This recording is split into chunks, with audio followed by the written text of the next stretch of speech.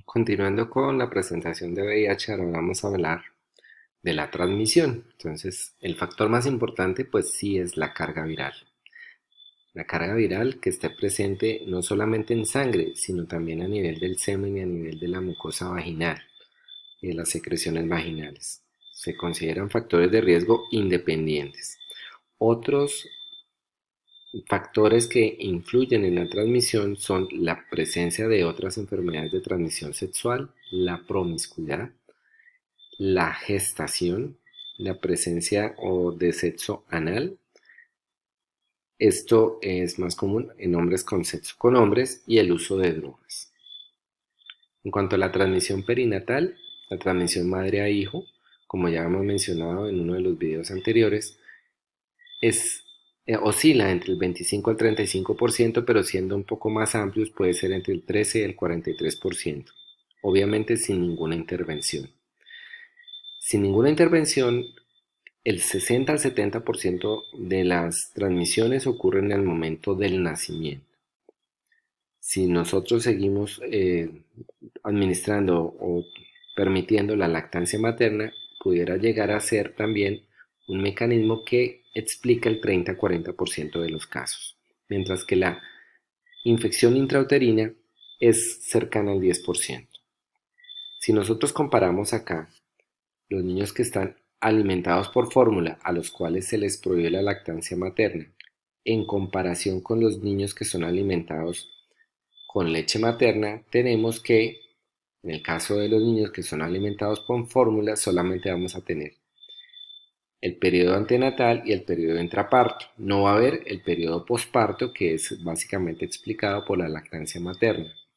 En el periodo antenatal vamos a tener que la infección, si ocurre antes de las primeras 28 semanas de edad gestacional, está explicando el 20-25% de los casos, mientras si ocurre después de las 28 semanas de edad gestacional, va a explicar del 75 al 80% de todos los casos. En comparación, estos son casos que ocurren en la gestación en el 25 a 35% de todas las posibilidades de transmisión materno-infantil en un niño que es alimentado por fórmula. Esto quiere decir que en el periodo intraparto, o sea, en el periodo de el parto y el nacimiento, tenemos que el 65-75% de las posibilidades de infectarse ocurren en ese periodo intraparto. Pero cuando el recién nacido es alimentado o el lactante es alimentado con leche materna, entonces ya no tenemos dos periodos, sino tres periodos, el antenatal, el intraparto y el posparto. Si bien las proporciones acá se mantienen, en el periodo antenatal, el porcentaje total de proporción de casos en el periodo antenatal baja del 20 al 25%, en el periodo intraparto baja del 65 al 75, al 35 al 50%, y en el periodo posparto, que es básicamente mediado por la leche materna, va a explicar entre el 25 y el 45% de los casos, siendo la lactancia en los primeros 6 meses de vida la responsable del 80% de este 25 al 45%, y si dura más de 6 meses, hasta los 24 meses, explica el 20 a 25% restante de este porcentaje. Acá tenemos una gráfica en la cual tenemos el número de mujeres gestantes que viven con VIH y el número y porcentaje de aquellas quienes reciben tratamiento antirretroviral para la prevención de la transmisión materno-infantil, comparando los años entre el 2000 y el 2015. Aquí tenemos el número de mujeres gestantes que viven con VIH en el año 2000, que es este número de esta línea azul. Aquí tenemos los niveles altos y bajos de incertidumbre alrededor de esta cifra. En rojo tenemos el número de mujeres gestantes que viven con VIH y que reciben tratamiento antirretroviral para prevenir la infección, la transmisión materno-infantil. Y en los puntos verdes tenemos el porcentaje de cobertura de esta prevención. Entonces, ¿qué podemos decir? Que con el paso de los años, que al principio no teníamos acceso en el caso de las mujeres al tratamiento antirretroviral, ha venido en progreso y actualmente 1.100.000 de 1.440.000 que tienen la infección durante la gestación tienen acceso al tratamiento antirretroviral. En porcentaje, esto quiere decir que un 77% de las mujeres para el año 2015 gestantes estaban bajo tratamiento antirretroviral. ¿Esto qué quiere llevar? ¿Qué quiere llevar el tener mayor acceso? A disminuir el número de nuevas infecciones entre los niños. Pasar de 2.000 para el año 2000 de 490.000 a 150.000 para el año 2015 y el objetivo para el año 2020, para este año, es que sean menos de 50.000. Aquí vemos el porcentaje de adultos de 15 años o más que viven con VIH que acceden al tratamiento antirretroviral. Para América Latina apenas es el 55%.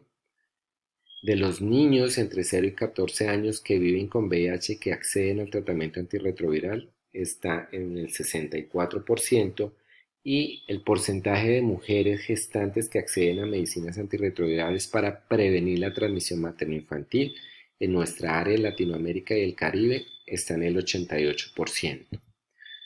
Todavía nos hace falta mucho. Lo ideal es que estuviéramos, por ejemplo, en porcentajes altos, así por ejemplo acá más del 95, ojalá acá más del 95, comparado con lo que es Europa Occidental y Central y Norteamérica, pero fíjense que aún en Europa Central y Occidental y Norteamérica, el porcentaje de adultos que tienen acceso al tratamiento antirretroviral no es el más alto, apenas el 59%. Entonces aquí vamos a ver también el porcentaje que recibe cuidado, de acuerdo al tipo de cuidado, ¿sí? Y vamos a ver en este caso cómo las mujeres gestantes que están bajo pruebas con VIH, esto para el año 2015, 44%, pues a nivel mundial. Las mujeres que son VIH positivas que reciben tratamiento antirretroviral, 73%. Y las recién nacidos o los lactantes expuestos a VIH que reciben 6 semanas de profilaxis antirretroviral apenas en el 50%. ¿Qué es lo ideal? Lo ideal es que tengamos todas las mujeres gestantes bajo pruebas de VIH, que todas las mujeres se les haga la prueba. Apenas estamos por debajo de la mitad de lo que debemos hacer. ¿Qué tenemos que hacer también? A los que salen positivos que reciban tratamiento antirretroviral. Aquí estamos un poco mejor, pero aún tenemos mucho por ofrecer. Y que si una vez se sabe que la mujer está recibiendo tratamiento antirretroviral, el recién nacido y el lactante reciba su profilaxis completa, tiene que ser por 6 semanas. Apenas estamos logrando esto en el 50% de los casos. Y por último, que los lactantes que reciben terapia antirretroviral, si la prueba de VIH es positiva, apenas está llegando a un 32%. ¿Qué tenemos para mostrar en Latinoamérica o en América en general? El caso de Cuba. Cuba, ustedes saben que es un país que tiene muchas limitaciones desde el punto de vista económico, por eso ustedes ven los carros tan viejos que circulan por allá. Pero ellos han logrado hacer cosas en salud pública que pocos países han podido replicar. Entonces, en el año 2015, a partir de julio, Cuba fue el primer país que fue declarado libre de transmisión perinatal por VIH al lograr menos de 50 casos por 100.000 nacimientos por año. Esto se hizo básicamente logrando tamizaje y evaluando el VIH en el embarazo en el más del 98% de todas las gestantes y logrando que aquellas que fueran positivas tuvieran tratamiento antirretroviral en el embarazo por encima del 95%. En cuanto a la transmisión perinatal de infección por VIH, podemos decir que en Cuba pues es una historia de éxito en salud pública. En Estados Unidos, con todas las estrategias utilizadas, aún la tasa de transmisión es baja comparado con la de Colombia. Es menor al 1%, pero no al número de casos que tenemos reportados en Cuba. Sin embargo, la gran mayoría de las infecciones a nivel mundial se encuentran pues, en países pobres, mayor del 90% en el África subsahariana y pues sin recursos, no hay seguimiento, no hay políticas en salud pública ni tratamiento. Y por ende las tasas de transmisión siguen siendo altas. Entonces, ¿cuáles son los factores de riesgo que se han asociado a una mayor transmisión del virus intraparto?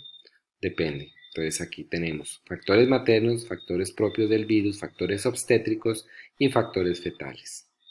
En cuanto a los factores maternos, pues que no tenga tratamiento antirretroviral durante el embarazo, que la carga viral sea elevada, que tenga lesiones ulcerativas genitales, que ya se asocia a recuento bajo de CD4 o a estadios clínicos avanzados y que tenga bajos niveles de vitamina A.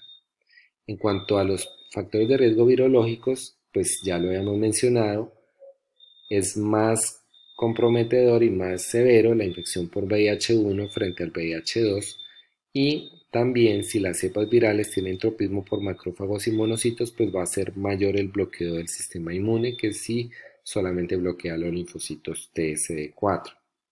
En cuanto a los factores obstétricos se mencionan la ruptura prolongada de membranas, por encima de 18 horas, el trabajo de parto prolongado, que muchas veces tiene que ver con el anterior, y factores placentarios como la presencia de infección del saco amniótico o la coreoamnionitis o el desprendimiento de la placenta, el abrupcio placentae.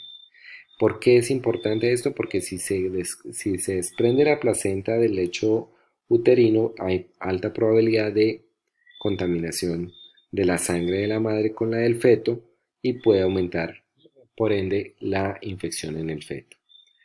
También los procedimientos que son de tipo invasivo, incluyendo la episiotomía, o en casos en que no haya episiotomía, el desgarro vaginal, la colocación de electrodos en el cuero cabelludo del niño o el uso de forceps puede aumentar el riesgo de infección en el recién nacido. En cuanto a factores fetales, en caso de gemelos, el primer gemelo tiene mayor riesgo que el segundo gemelo y también los prematuros tienen mayor riesgo comparados con los recién nacidos a término.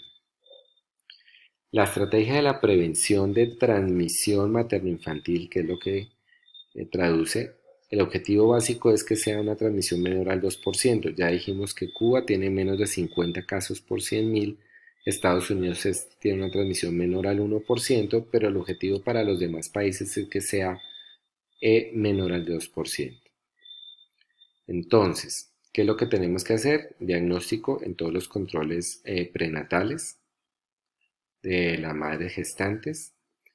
Si se hace un diagnóstico oportuno en los controles prenatales, se debe iniciar el tratamiento antirretroviral con el objetivo de que disminuya la carga viral en forma lo más significativa posible, idealmente que se haga indetectable para definir la modalidad de parto.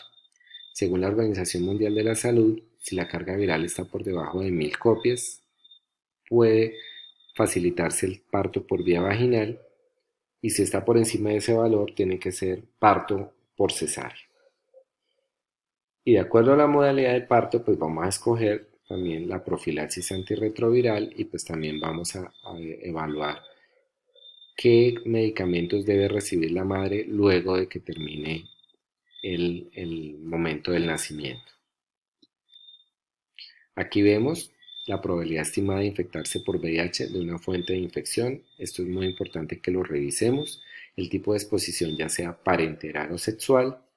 Este es el riesgo por 10.000 exposiciones. Acá está que 9.250 transfusiones sanguíneas infectadas, de 10.000 exposiciones a una transfusión sanguínea, 9.250 de las veces va a haber infección. En 63 casos de 10.000 exposiciones a compartir aguja de inyección de droga, va a haber exposición. En 23 casos de 10.000 exposiciones de compartir agujas o varillas percutáneas va a haber infección.